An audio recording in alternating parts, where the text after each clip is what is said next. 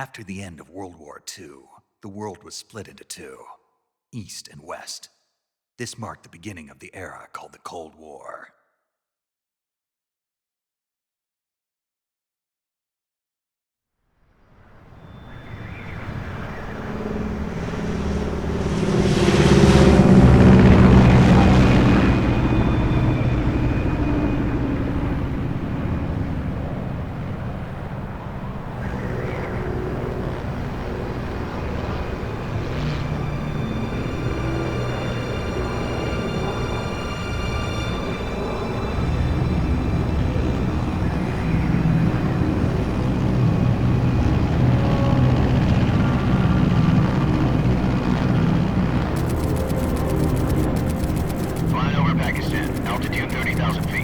Approaching Soviet airspace. 20 minutes to drop off. Commencing internal depressurization. Equipment check. Arm main parachute. All right. You ready to go? Drop zone still showing a high pressure mass. Cav okay. Good. We've got high visibility.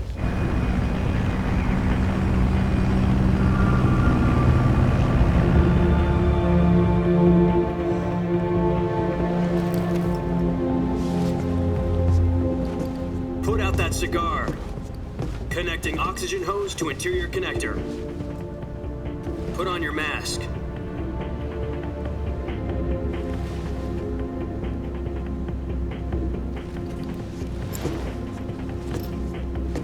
Does this panty waste know what he's doing?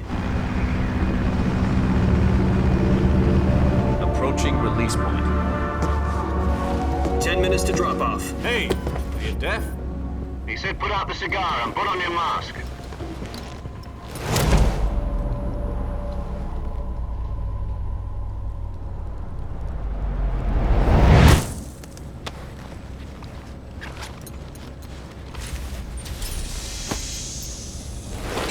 Depressurization complete. Checking oxygen supply. 6 minutes to drop off. Opening rear hatch.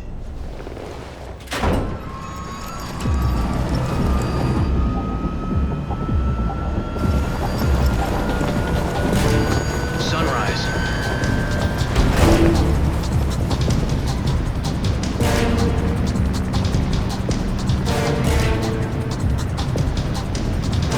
External temperature minus 46 degrees Celsius. 2 minutes to drop off. Stand up.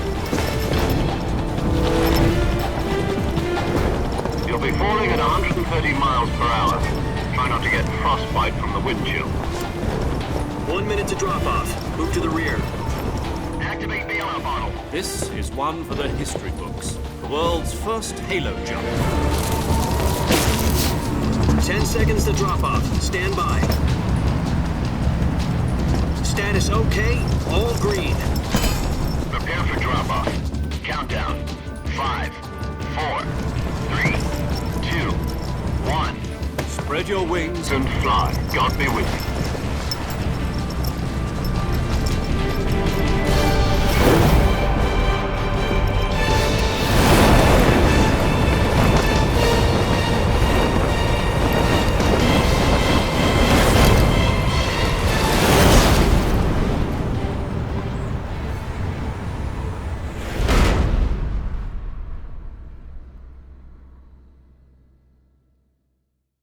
Jack, I've got some important news.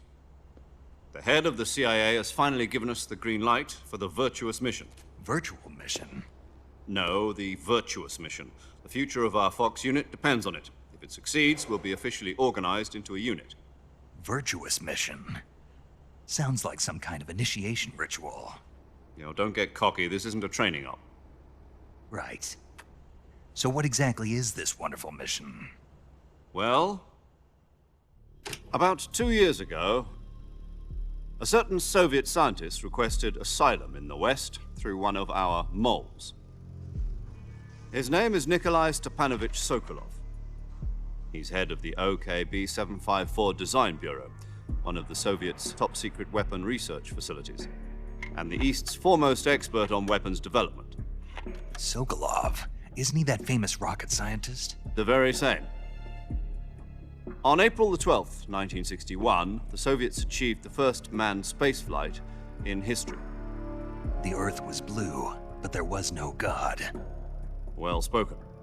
The rocket that carried Yuri Gagarin to orbit was the A-1, known as the Vostok rocket.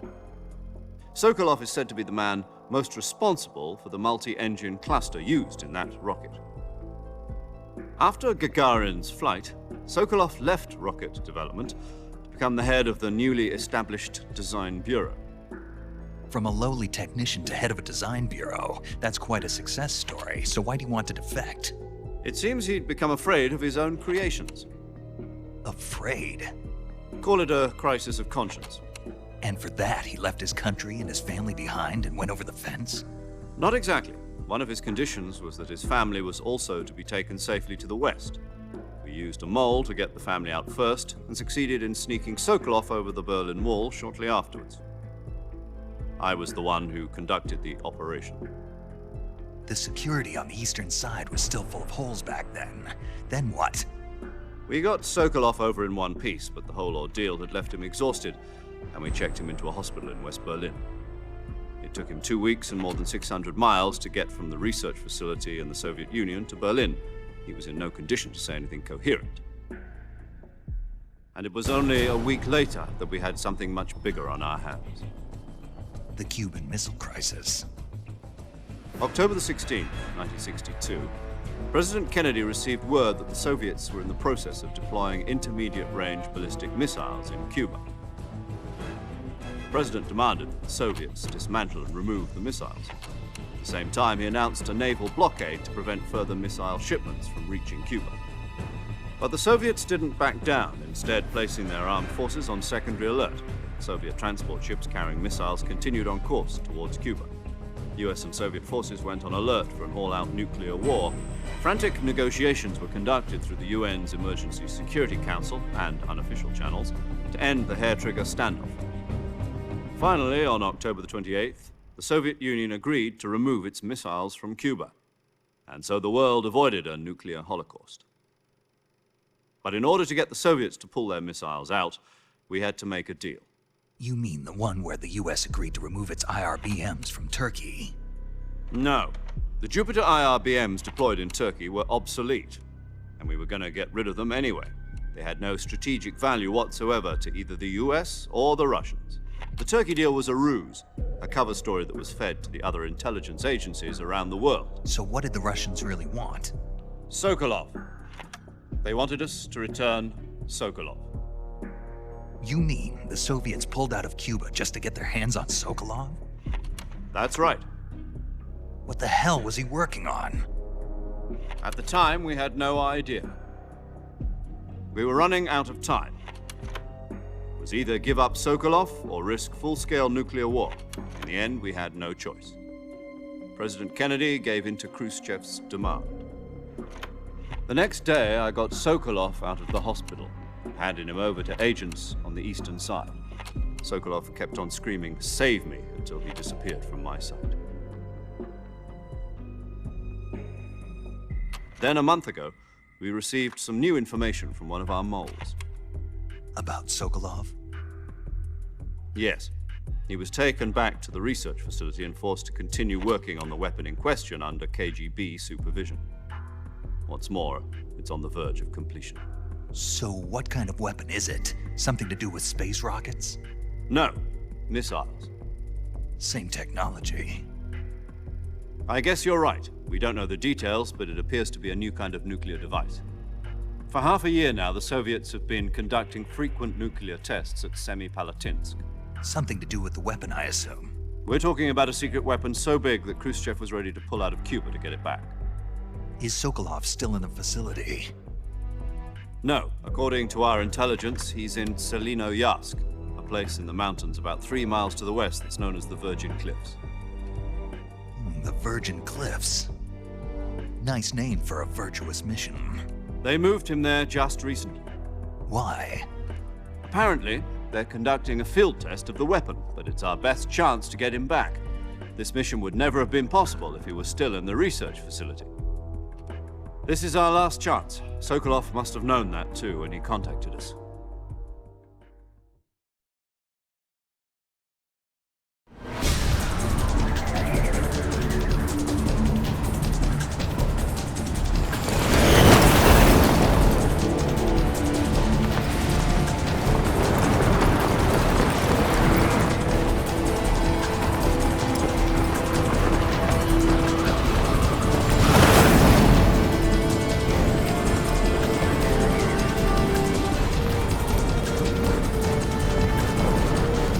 Jack. Your mission is to infiltrate Selino-Yarsk in the Soviet mountains, ensure the safety of Sokolov, and bring him back to the west.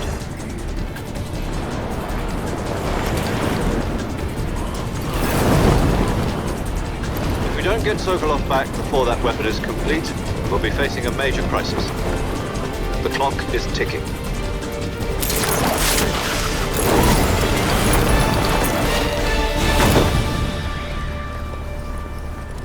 Once we've confirmed the rescue of Sokolov, stand by at the recovery point. A recovery balloon will be dropped at that point. Helium will be pumped into the balloon to inflate it. The process takes about 20 minutes. Once it's complete, the gunship's arm will latch onto the balloon and pull it up. The Fulton surface-to-air recovery system. I'm familiar with the theory. Take it easy. It's been combat proven. Do you think Sokolov is up to it?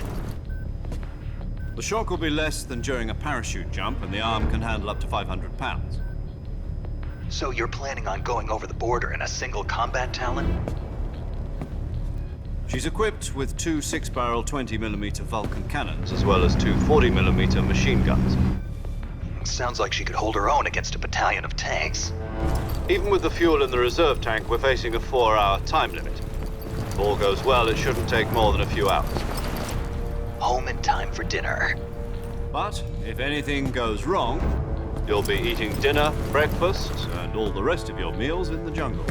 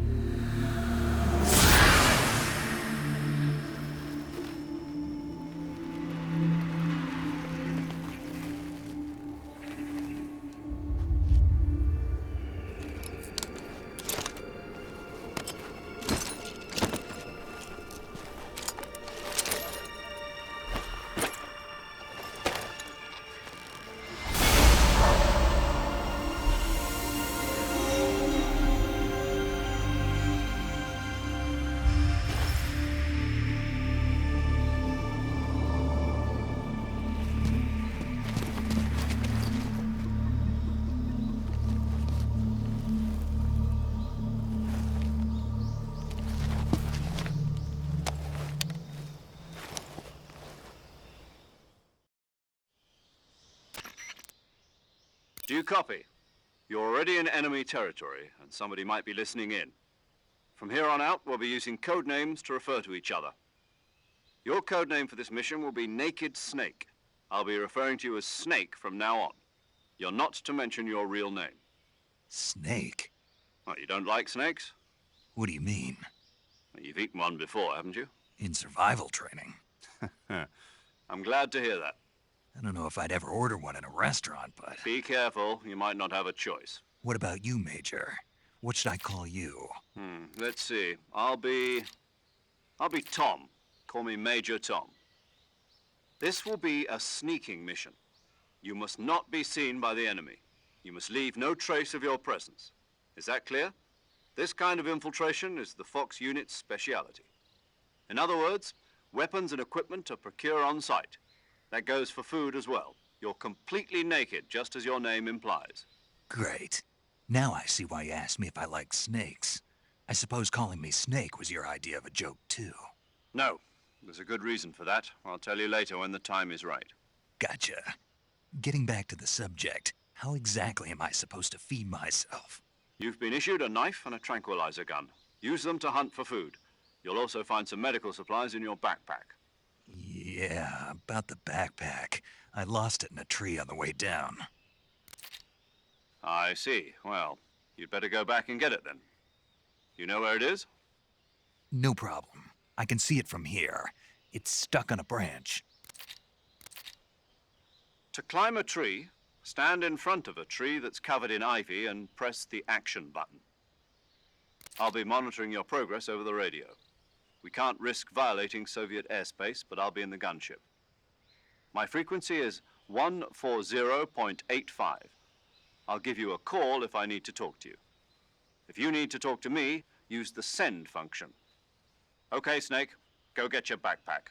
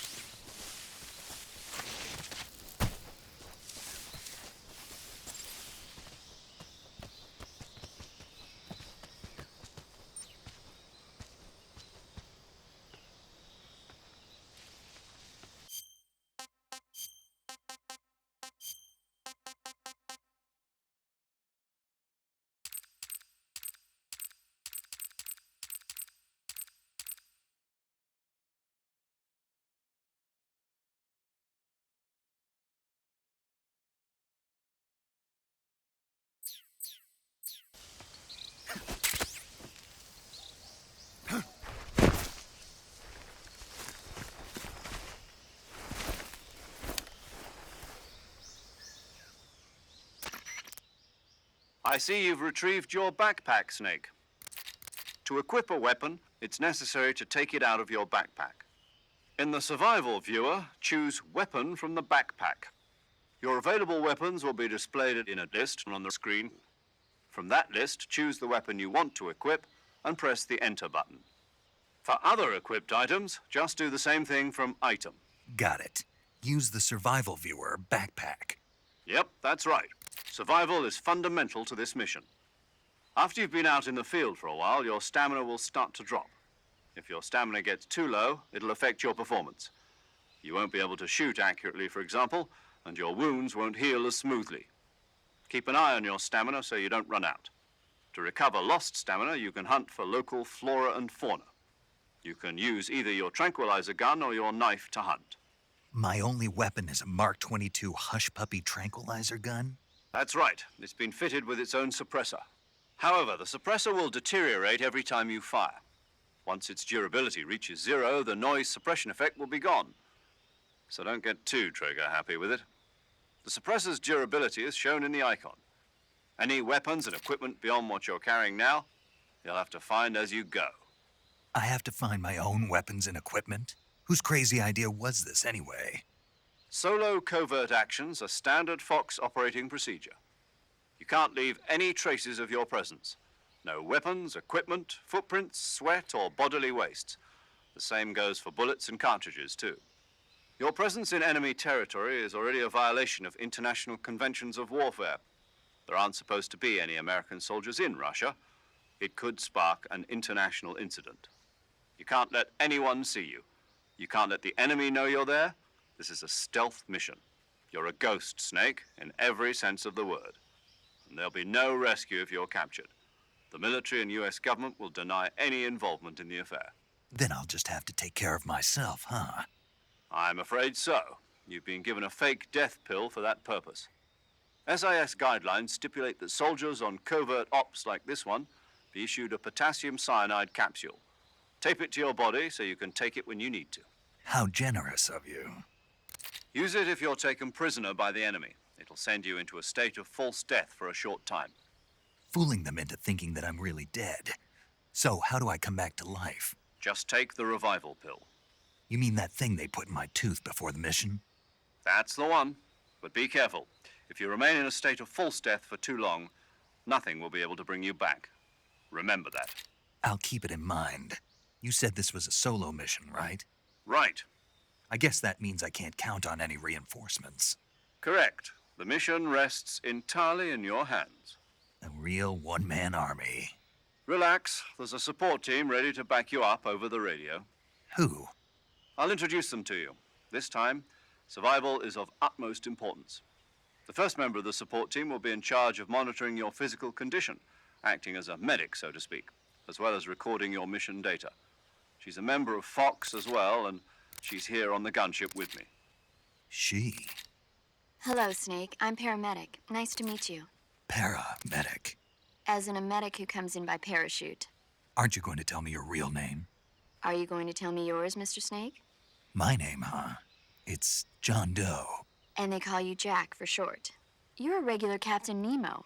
A name means nothing on the battlefield. After a week, no one has a name. What's your name? Jane Doe. Very funny. I wasn't joking, but I'll tell you my name only if you manage to make it back alive. My frequency is 145.73. She's also in charge of recording your mission data. Whenever you want to save, send a message over the reserved save frequency, 140.96. So saving lets me record my mission data. That's right. It also records the state of your health. Good to know. There's one more person I want to introduce you to, Snake. Huh? Speaking of snakes, you remember the boss, don't you? A legendary soldier and your mentor. Actually, it was the boss that got the DCI's authorization in the first place. She's going to be serving as Fox's mission advisor. The boss is? She also helped me plan this mission. She and I were at SAS together. Jack, is that you? How many years has it been? Boss? That's right. It's me. Talk to me. Let me hear your voice. It's been 5 years, 72 days, and 18 hours. You've lost weight. You can tell just by the sound of my voice. Of course I can. I know all about you. Really? Well, I don't know anything about you. What's that supposed to mean? Why'd you disappear on me all of a sudden? I was on a top secret mission. You didn't need me anymore. But there were still so many things I wanted you to teach me. No, I taught you everything you needed to know about fighting techniques. I taught you all I could. The rest you needed to learn on your own. Techniques, sure. But what about how to think like a soldier? How to think like a soldier? I can't teach you that. A soldier needs to be strong in spirit, body, and technique. And the only thing you can learn from someone else is technique. In fact, technique doesn't even matter. What's most important is spirit. Spirit and body are like two sides of a single coin. They're the same thing. I can't teach you how to think. You'll just have to figure it out for yourself. Listen to me, Jack. Just because soldiers are on the same side right now doesn't mean they always will be. Having personal feelings about your comrades is one of the worst sins you can commit. Politics determine who you face on the battlefield. And politics are a living thing. They change along with the times. Yesterday's good might be tomorrow's evil. Is that why you abandoned me? No, it had nothing to do with you. I already told you, Jack. I was on a top secret mission. A soldier has to follow whatever orders he's given. It's not his place to question why. But you're looking for a reason to fight. You're a natural-born fighter, but you're not quite a soldier. A soldier is a political tool, nothing more. That's doubly true if he's a career soldier. Right and wrong have no place in his mission. He has no enemies and no friends. Only the mission. You follow the orders you're given. That's what being a soldier is. I do whatever I have to get the job done. I don't think about politics. That's not the same thing. Sooner or later, your conscience is going to bother you. In the end, you have to choose whether you're going to live as a soldier or just another man with a gun. There's a saying in the Orient, loyalty to the end. Do you know what it means? Being patriotic. It means devoting yourself to your country. I follow the president and the top brass. I'm ready to die for them if necessary. The president and the top brass won't be there forever. Once their terms are up, others will take their place. I follow the will of the leader, no matter who's in charge. People aren't the ones who dictate the missions. Then who does? The times. People's values change over time, and so do the leaders of a country. So there's no such thing as an enemy in absolute terms. The enemies we fight are only enemies in relative terms, constantly changing with the times. As long as we have loyalty to the end, there's no point in believing in anything, even in those we love. And that's the way a soldier's supposed to think? The only thing we can believe in with absolute certainty is the mission, Jack. All right, but do me a favor. What is it? Call me Snake. Snake. Oh, right. Your codename is Snake. It suits you well. That's right. The legendary unit that the boss put together during World War II was a snake. The Cobra unit, a group of heroes that brought the war to an end and saved the world. As long as you've got a legendary hero backing you up, you'll be fine. Isn't that right, Snake? Yeah, I can't think of anyone else I'd rather have with me. Oh, and one more thing, boss. Yes? It's good to hear your voice again. Same here. After all, who knows if either of us will make it out alive? Snake, you are always best at urban warfare and infiltrating buildings. But this is the jungle. Survival is going to be key. Those CQC techniques I taught you are sure to come in handy. CQC? Close quarters combat, huh? I've been in the Green Berets for the past few years. I'm probably pretty rusty. Not to worry. I'll be here to help you remember. After all, this is your first actual survival mission. I'll be supporting you over the radio. Where are you, boss? Next to the Major? The boss is communicating with us by radio from aboard a Permit-class submarine in the Arctic Ocean. My frequency is 141.80. Call me if you need my advice on battle techniques. Gotcha. Your mission is to retrieve Dr. Sokolov. Dr. Sokolov is being held in an abandoned factory located to the north of your current position. Avoid heavy combat and don't let anyone see you. Don't forget that this is a stealth mission. Snake, try to remember some of the basics of CQC.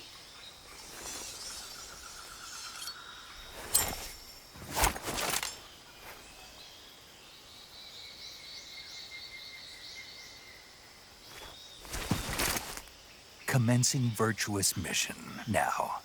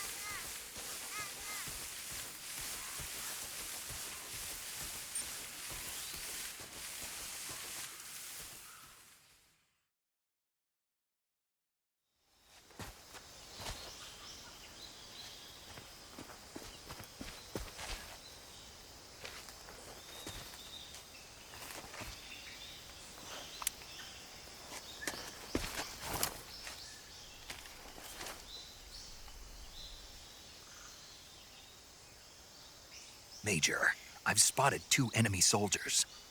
They're probably KGB troops sent to guard Sokolov. AK-47s and grenades.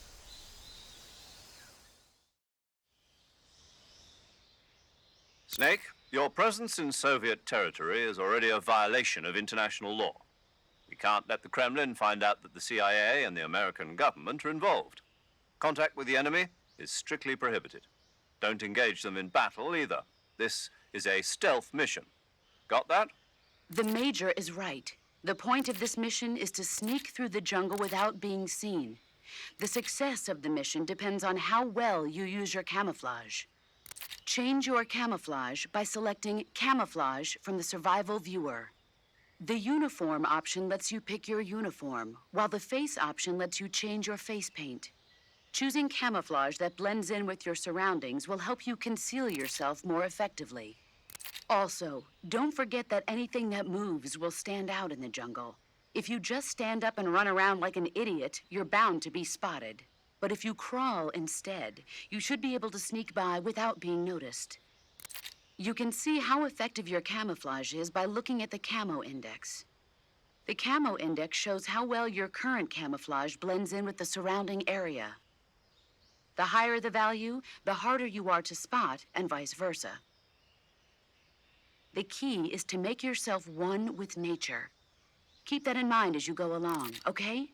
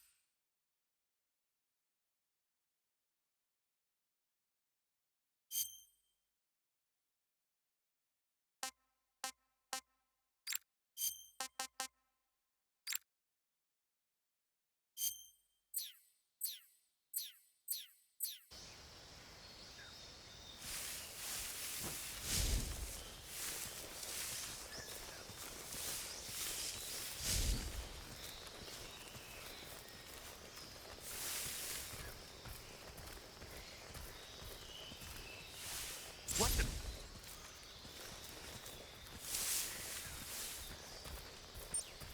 Huh? Who's that?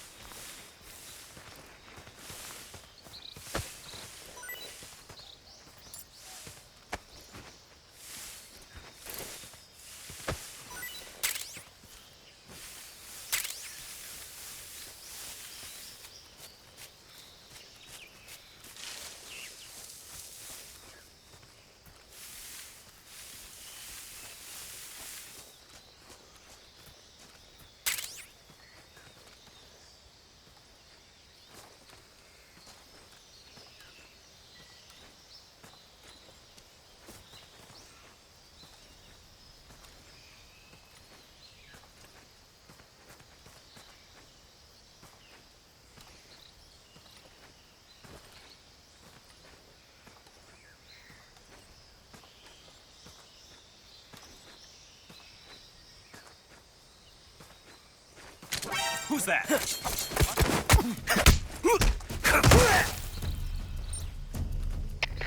HQ, respond. This is HQ. Patrol here. Enemy guided. Requesting backup.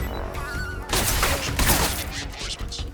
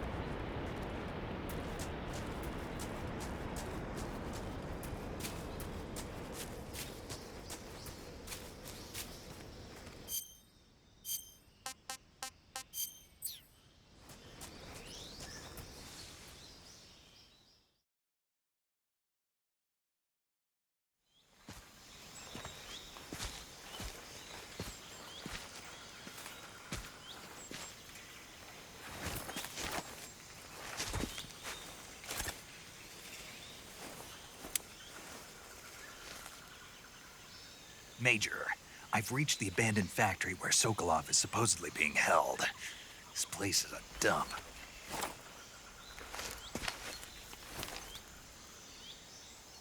I can't see Sokolov from here. The security is pretty tight.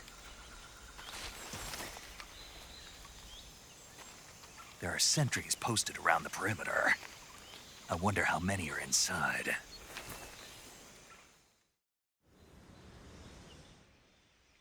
Your objective, Sokolov, is inside the factory. They should be holding him in a room in the northeast section. Northeast section. Got it. Be careful. Your mission is to bring Sokolov back alive.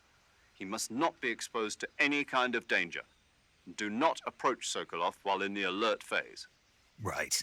Oh, and one more thing, Snake. You mean there's more? No, it's just that when you get to Sokolov, I want you to tell him something from me. And that is? Sorry for being so late. Is that all? Yes. Understood. Beginning my approach to the target.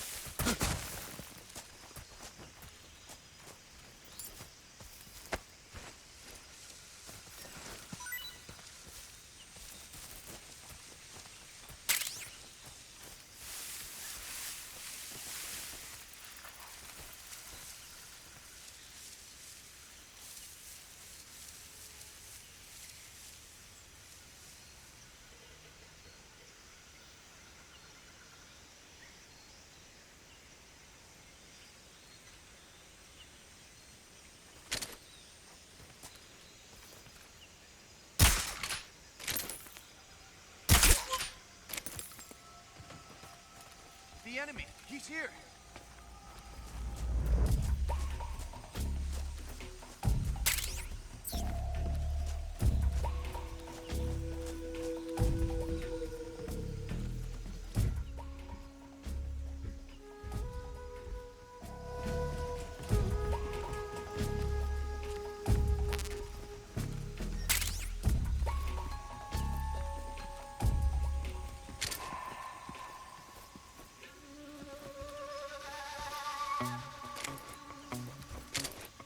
What's wrong?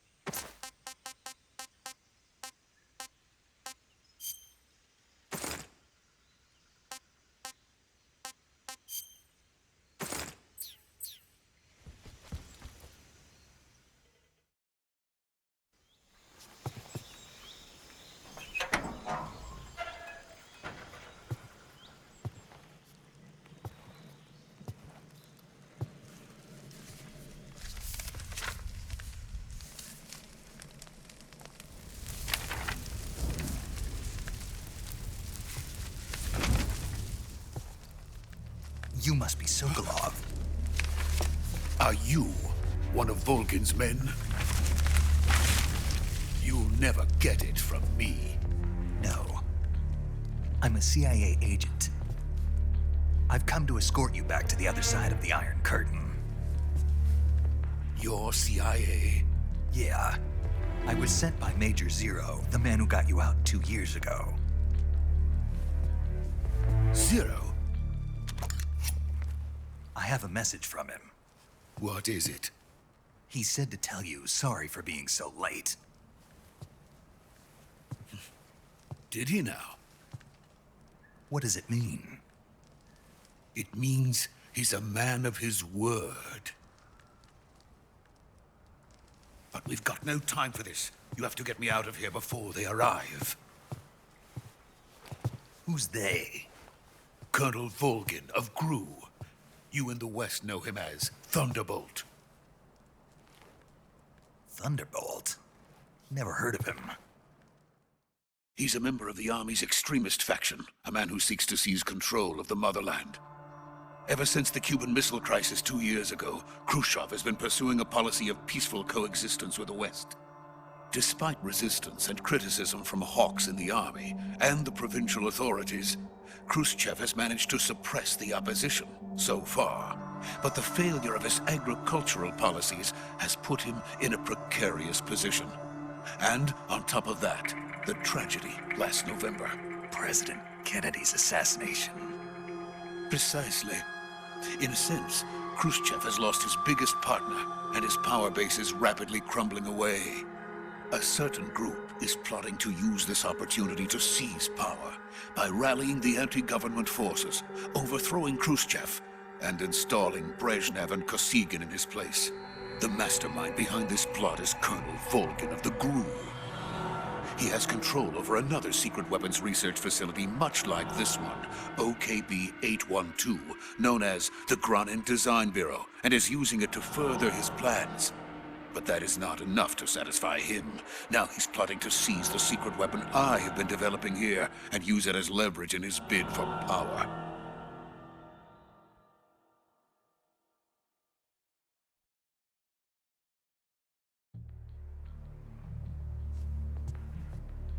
The intelligence says that they are going to make their move during the test. Then, the soldiers outside. Exactly. They wouldn't need that many men just to keep me inside. Their orders were to prevent Colonel Volgin from capturing me. Even if it meant killing me in the process, or so it would seem.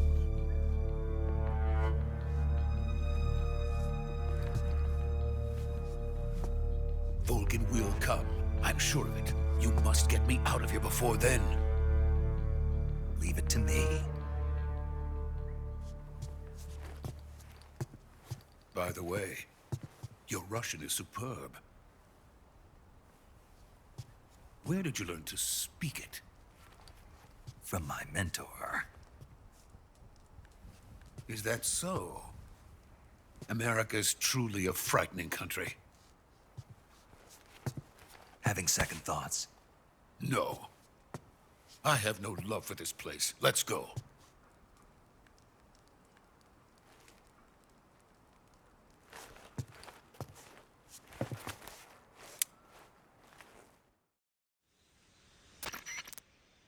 Major, this is Snake. Sokolov is safe with me. He's doing fine. No injuries. Good work, Snake. Now hurry up and get Sokolov to the recovery point. We'll rendezvous with you there. Roger. What about the sentries?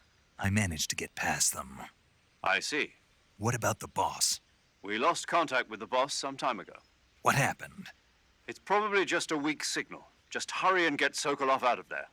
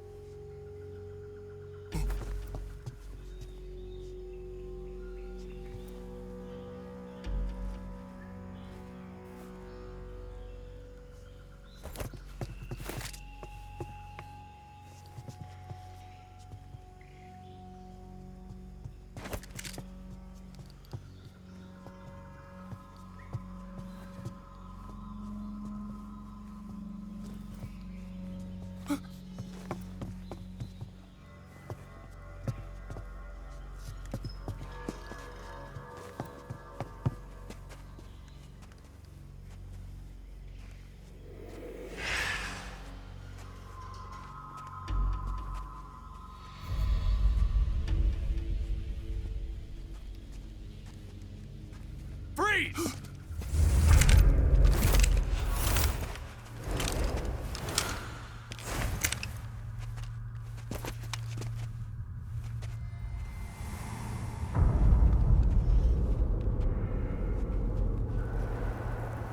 So this is the legendary boss. Huh?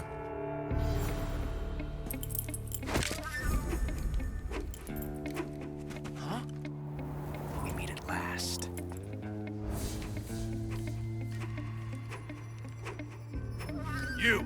You're from the Ocelot unit of Spetsnaz. Huh. What's a crew soldier doing here? Soldier?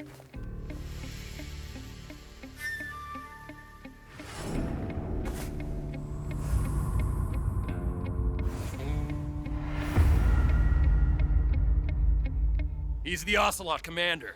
Ha! That's Major Ocelot to you. Don't you forget it.